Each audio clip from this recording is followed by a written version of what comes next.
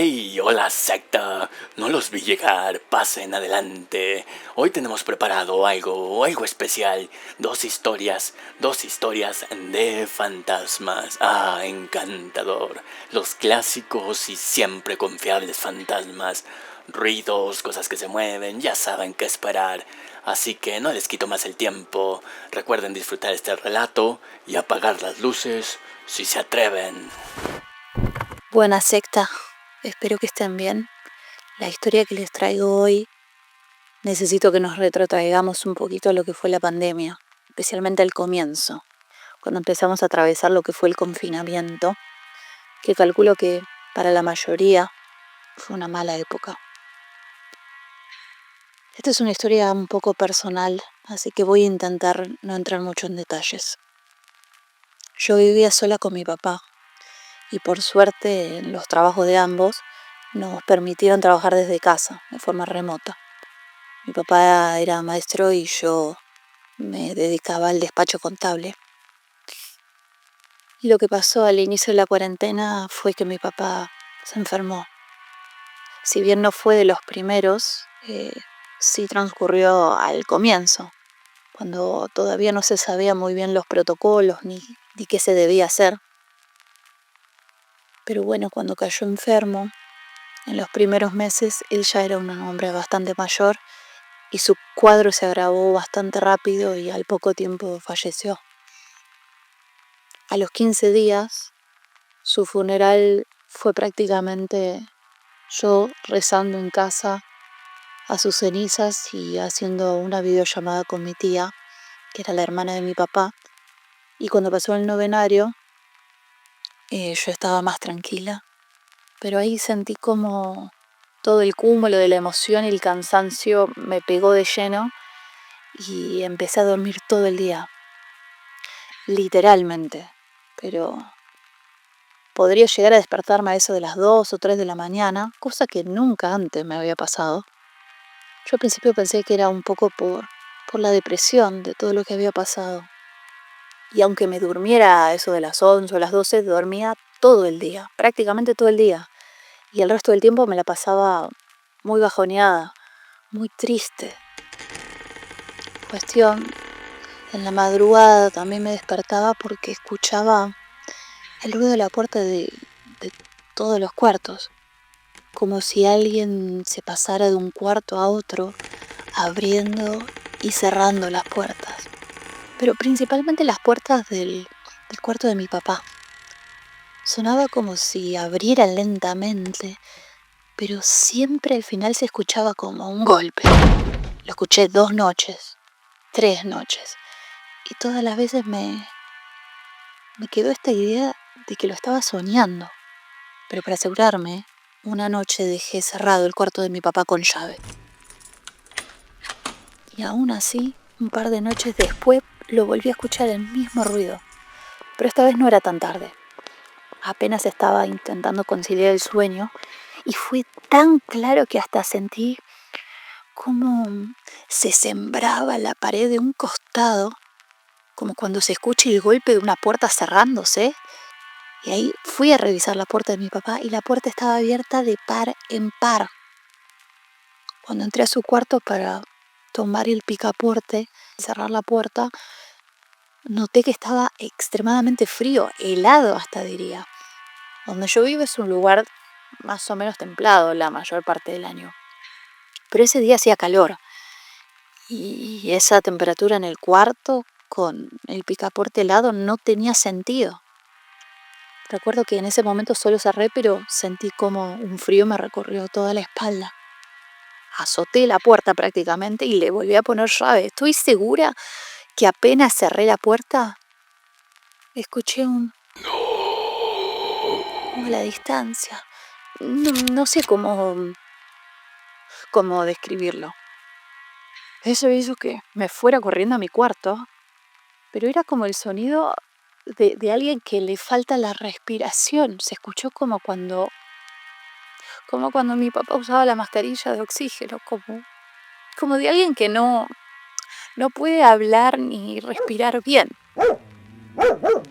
Cuestión que llegué a mi cuarto casi llorando y justamente. Cerré con llave y me metí en la cama con las sábanas hasta la cabeza, llorando, imaginando. ¿Y si es mi papá? Me juro que escuché pasos afuera de mi cuarto, como golpecitos en todo el pasillo. Me sentía con el corazón muy acelerado y tomé el cirio con el que había hecho el novenario de mi papá y comencé a rezar. Hice el rosario 2 veces y un par de veces escuché como si cosas en la sala y en la cocina se cayeran. Platos, libros, cosas así. Creo que esa noche me quedé dormida rezando y bueno, entre lágrimas, porque no fue hasta el otro día que me levanté a ver y estaba todo tirado. O sea, bueno, no literalmente todo, pero para alguien que vive sola, uno sabe cómo tienen que estar más o menos las cosas. Y había platos rotos en el piso, libros sobre la mesa, cosas que no debían estar ahí.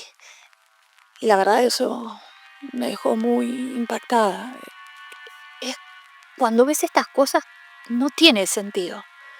Sentí un hueco en el estómago y creo que en ese momento prácticamente le hablé a mi tía para que, para que venga a rezar conmigo a la casa.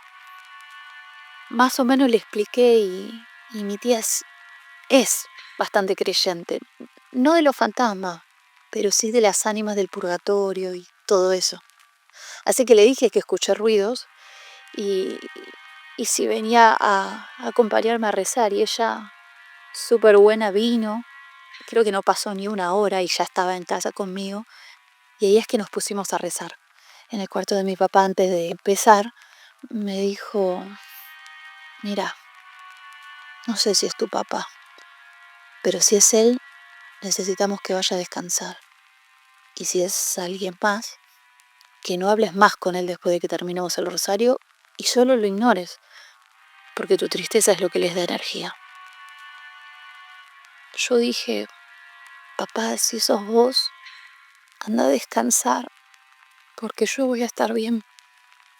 Por favor, no me vengas a asustar así.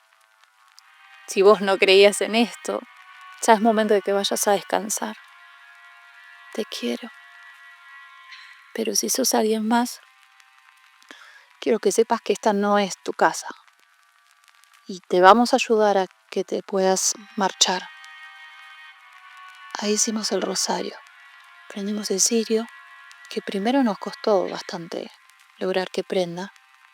Y durante todo el rosario la llama se veía muy, muy, muy chiquitita. Como si no prendiera del todo. Y apenas terminamos, la llama se prendió totalmente normal.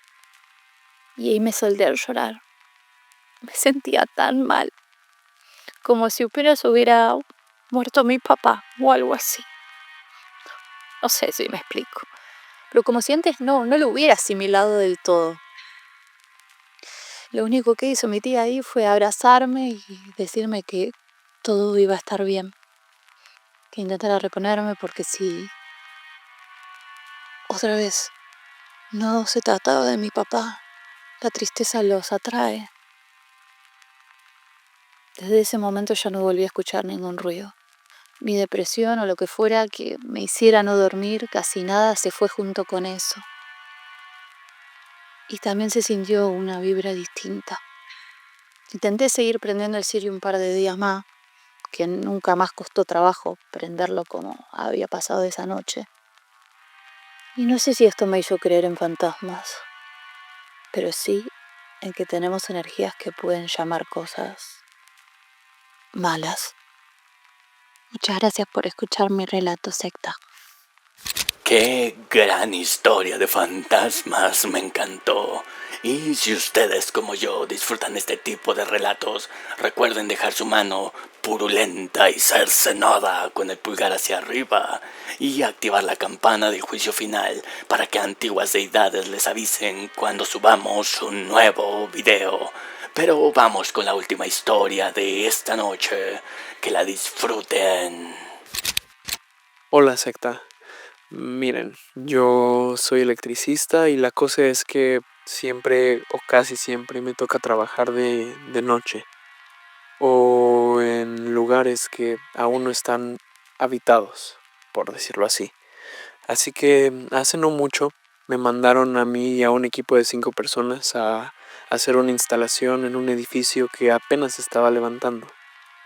Pero por logística, todo el trabajo de albañilería y construcción se hace en el día y la electricidad se hace en la noche. Llegamos a este lugar, que como tal no tenía nada fuera de lo común. Tal vez estaba completamente deshabitado, solo había algunas casas de interés social, pero ese era el único edificio grande en la zona. Y yo sé que suena perfecto para la situación que pasó, pero hasta el momento no había nada raro. Era cotidiano trabajar en lugares así. Entonces, la primera semana pasó sin contratiempo ni nada extraordinario, pero a medida de que pasaban los días, el equipo empezaba a contar historias de cosas que se escuchaban en la oscuridad de la noche. Cómo arrastraban los rollos de cables, golpes que parecían pasos contra el piso, cadenas o como si alguien estuviera trabajando con metal en los pisos de arriba o de abajo, pero lo curioso es que en esos pisos no había nadie. Nadie estaba trabajando ahí. De repente, cuando ya varios de los muchachos habían contado haber escuchado y visto cosas de este estilo, ya nadie quería separarse del piso. Aunque yo no había escuchado ni visto nada hasta el momento. Les voy a ser bien honesto. Lo que más me daba miedo era que había una aparición, según ellos. Le decían la mujer. Por lo que contaban era una silueta de una mujer muy alta, con piel gris, delgada, tan delgada que los huesos se le pegaban a la piel, y siempre parecía andar desnuda, o casi desnuda. En realidad llevaba como unos harapos, una tela encima, con muy pocos mechones de cabello largos por toda la cabeza, pero en partes específicas. Parecía que se estaba quedando calva. Y la verdad, con tan solo imaginarlo, me daba mucho miedo. Yo sentía cómo se me enchinaba la piel, cómo yo me ponía intranquilo y me corría un sudor frío por todo el cuerpo. Y la verdad, yo deseaba jamás encontrármela de frente. Pero para mi buena suerte, nunca creí encontrármela. Según lo que contaban, siempre aparecía hasta la otra punta del edificio. Así que en realidad lo único que tenía para identificarla, lo único que tenía para que me diera el miedo que jamás había sentido en mi vida, era por lo que contaban mis compañeros. También se decía que se sentía cómo bajaba la temperatura, que sentían como si los oídos se taparan. No podían escuchar nada, ni siquiera sus propias voces.